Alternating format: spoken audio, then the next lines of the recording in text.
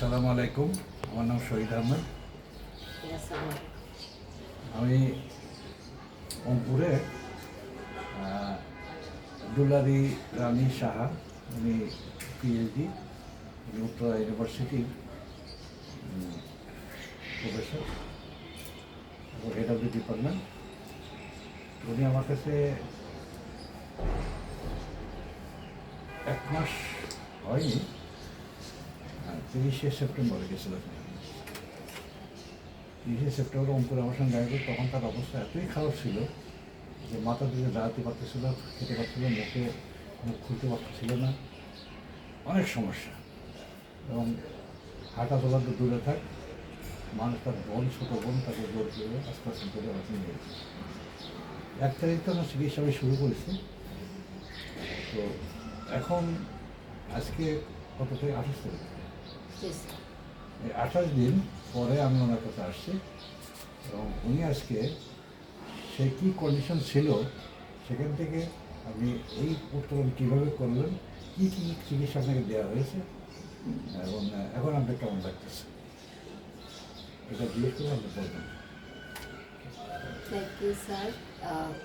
আসলে আমি 2024 সালের শেষের দিকে আমি খুবই অসুস্থ হয়ে যাই। ডাক্তার আমার AML আইডেন্টিফাই করে, তারপরে আমাকে এই তথাকথিত যে থেরাপি সেগুলো পরামর্শ দেয়, কিন্তু আমি খুব রিজিড ছিলাম যে আমি ওই থেরাপিতে যাব না, ন্যাচারাল ট্রিটমেন্টে থাকবো। কিন্তু আনফর্চুনেটলি আমি এই শহীদ আহমেদ স্যারের খোঁজটা হয়তো তখন ঠিক মতো পাইনি, যার কারণে আমি নিজে কিছু পড়ছিলাম। আর মাঝখানে আবার অসুস্থ হয়ে যায়, আবার হসপিটালে যাই, এরকম করে করে এই অক্টোবর পর্যন্ত আসলাম। তখন আমি আবার অনেক অসুস্থ হয়ে গেলাম, অনেক জ্বর আসতে থাকলো, আমি উঠে দাঁড়াতে পারলাম না। তখন আবার ভাগ্নি শান্তনু রায়, সে শহীদ আহমেদ স্যারের সন্ধান আমাকে দেয় যে উনি খুবই ভালো, ওনার আন্ডারে অনেক পেশেন্ট ভালো হয়েছে, তুমি প্লিজ একবার ওনার কাছে যাও। তখন আমার যাওয়ার মতো শারীরিক সামর্থ্য ছিল না, কিন্তু ও যেহেতু এমনভাবে বলছে যে তুমি স্যারের কাছে গেলেই ওনার ইনস্ট্রাকশন অনুযায়ী তুমি সুস্থ হয়ে যাও, তুমি যে কোনোভাবে যাও। তারপরে আমি আমার বোনকে নিয়ে স্যারের কাছে গেলাম। যাওয়ার পর দিনেই স্যার, ওদিনেই আমার সব কিছু শুনে, সব কিছু আমি ঠিক মতো বলতেও পারিনি, উনি আমাকে দেখে অনেকখানি ধরে ফেলেছেন ওনার অভিজ্ঞতা থেকে, আর কিছুটা আমি বলতে পেরেছি। তারপর দিন থেকেই উনি ওনার সুপারভিশনে একজনকে আমার কাছে পাঠান, নাম কি? মনিকা আক্তার আপু। উনি থেরাপি করেন এবং খুবই অভিজ্ঞ। আমি যখন স্যার আমাকে আগেই বললো যে একজনকে আপনার সাথে কানেক্ট করে দিব, সে বেশ 12 বছরের উপরে তার অভিজ্ঞতা এবং তার আন্ডারে অনেকেই আবার নির্দেশনায় সে কাজ করে ভালো করেছে। তখনই আমি আর কিছু বললাম না, বললাম স্যার কালকে থেকে শুরু করব। তো নভেম্বরের 1 তারিখ থেকে মনিকা আপু আমার কাছে আসে। আসার পর উনি বললো যে 3 দিন ডিটক্সিফিকেশন হবে, তার মানে 3 দিন আমার কোনো রাইস মানে তথাকথিত যে খাবারগুলো খেতাম সেগুলো সম্পূর্ণভাবে বন্ধ থাকবে এবং গ্রিন জুস খাওয়ানো হবে।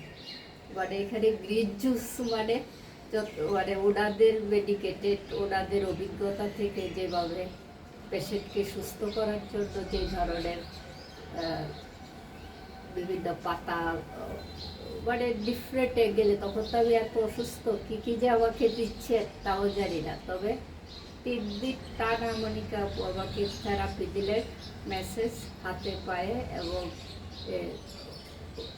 এই যে ওয়ার্ম ওয়াটারের একটা থেরাপি দিলেন, পা ভিজিয়ে রাখা, আর এই গ্রিন জুসের উপর 3 দিন চললো। আমি তো প্রথম দিনের পরে ভয় পেলাম যে আমি কি রাতের বেলায় ক্ষুধা লাগবে বা অন্য সময় ক্ষুধা লাগবে। তো 3 দিন সাকসেসফুলি আমি শেষ করলাম, কিন্তু আমার তেমন কোনো ক্ষুধাও লাগে না। এবং জুসটা যে উনি বানাতেন আমার মনে হয় ওনার অভিজ্ঞতা থেকে কেমন করে যেন বানাতেন যে নতুন পেশেন্ট হিসাবে যে আমার বমি এসে যেত টিকা লাগতো সেরকম না, নিশ্চয়ই ওই বানানোর মধ্যে একটা কারিশমা আছে। তো তারপরে তো 3 দিন পার হলো। এরপরে হচ্ছে আমি যা খাচ্ছি সেটা হচ্ছে পেঁপে কলা, বেসিক্যালি ফ্রুটস হিসাবে।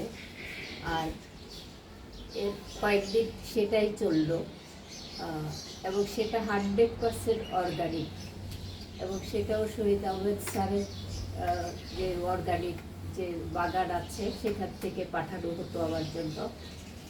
আমার কোনো বাগান নেই, মানে স্যারের কানেকশানে এবং স্যারের যেটা থেকে আগে পেশেন্টদেরকে খাওয়াতেন নির্ভরযোগ্য, সেই বাগান থেকে আসতো।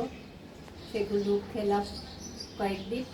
তারপরে ক্যানোয়া নামে একটা গ্রেইন আছে যেটা অনেকটা কাউনের চালের মতো, সেটা সিদ্ধ করে মধু কলা এগুলো দিয়ে আমাকে খেতে দেওয়া হলো। ল্যাকটোজেন যখন আমি আগে একটা দুধ খেতাম যেটাতে ভিটামিন সাপ্লিমেন্ট ওগুলো আছে, কিন্তু যেহেতু আমরা সম্পূর্ণ অর্গানিকের দিকে যাওয়া শুরু করলাম, তারপরে ওই ক্যানোয়ার সাথে এবং সাগুর সাথে ওই একদম বেবি ফুড যেটা আর কি ল্যাকটোজেন 3 সেটাকেও অ্যাড করা হলো। তা আমি একটু এনার্জি পেতে থাকলাম এবং এই আজকে কথা বলছি এবং আই ফিলিং মানে জাস্ট মানে আমি মনে করছি আমি সুস্থ হয়ে আছি। Thank you. আচ্ছা, আপনার ভবিষ্যতে আপনি কি পরিকল্পনা? আমি তো চাচ্ছি এটা কন্টিনিউ করব। কন্টিনিউ করতে গেলে কি কি করতে হবে? অবশ্যই অর্গানিক, এবং আপনার কাছ থেকে আমি যেই মানে আশ্বস্তিটা পেয়েছি যে আপনি আমাকে সেই কানেকশনটা দিবেন, যেখান থেকে আমি অর্গানিক ফুডটা কানেক্ট করতে পারি। আমি আপনাকে বলতেছি আমার জীবদ্দশায় আমি আমার অভিজ্ঞতা যেটা বলে যে পৃথিবীতে চিকিৎসা প্রায় 100 রকমের উপরে আছে, কিন্তু আল্লাহর একটা চিকিৎসা আছে, সেটা হলো ফাস্টিং, তাকে বৈজ্ঞানিকভাবে প্রমাণিত হয়েছে, এটা বলে অটোফেজি। একমাত্র অটোফেজি যদি আপনি করেন আর যদি পিওর ফুড খান, অর্গানিক ফুড মানে জৈব 100% পিওর ফুড, মানে কোনো রকম কেমিক্যাল দেওয়া নেই, এই ফুডটা যে খান আমি যে কোনো রকম হয়ে যাবে। এখন আপনার ইনস্ট্রাকশনে আমি গত 5-6 দিন ধরে এই মানে সন্ধ্যার আগেই খাওয়া ক্লোজ করে দিচ্ছি। এটাও এক ধরনের অটোপেগি হিসাবে কাজ করছে হয়তো বা। যাকে আপনি যদি ভালো হয়ে গেছেন এবং উত্তরটা আরও ভালো হবেন, এবং আপনি আমাকে আপনি আবার এর মধ্যে আমি বিএমএতে ট্রেনিং প্রাপ্ত, সেই ছবি আমাকে দেখাবেন, সেই ছবির সঙ্গে একটা ছবি আপনার মিলিয়ে নেয়। আমি আশা করবো ফের আপনি আবার রিভার্স হয়ে ওই জায়গায় ফিরে যাবেন। অনেক ধন্যবাদ, আপনাকে দেখতে ভালো লাগলো। আপনি খাবারের ব্যাপারে কোনো কম্প্রোমাইজ করবেন না, অন্য যাই করেন খাবারের সঙ্গে কম্প্রোমাইজ করবেন না। খাবারটা মাস্ট বি নাম্বার 1। পৃথিবীতে নিজের দেহ ছাড়া কেউ আপন না, পৃথিবীতে কেউ আপন না, একমাত্র দেহ। তো দেহ যদি সুস্থ থাকে আমি সুন্দরভাবে জীবনযাপন করতে পারি। দেহ যদি একবার অসুস্থ হয়ে যায় কেউ আপনাকে চাইবে না।